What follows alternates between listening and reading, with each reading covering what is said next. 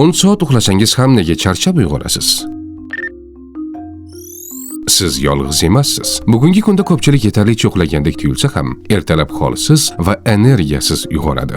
Muammo miqdorda emas, sifatda. Uyqu sifatini yaxshilash uchun quyidagi 3 oddiy odatga amal qiling.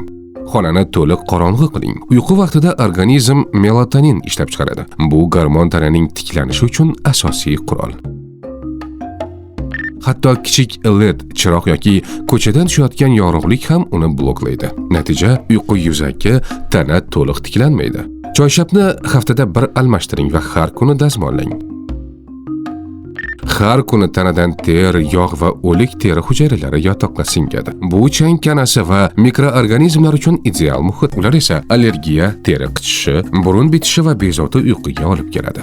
Dazmolning yuqori harorati choyshabdagi ayrim bakteriyalar va chang kanallari sonini kamaytirishga yordam beradi. Bundan tashqari, choyshabni yanada silliq, yumshoq va qulay holga keltiradi. Natija toza, steril, xushbo'y yotoq va sifatli uyqu. Soat 23:00 gacha yoting. 23:00-02:00 oralig'i organizmning eng kuchli tiklanish soati. Bu vaqtda asab tizimi dam oladi, energiya to'planadi, hujayralar yangilanadi. Bugun sinab ko'ring. Ertangi kuni qanday uyg'onganingizni izohda yozing. Boshqalar ham natijasini bilsin. Tibbiyot 103 rasmiy kanalimizga obuna bo'ling.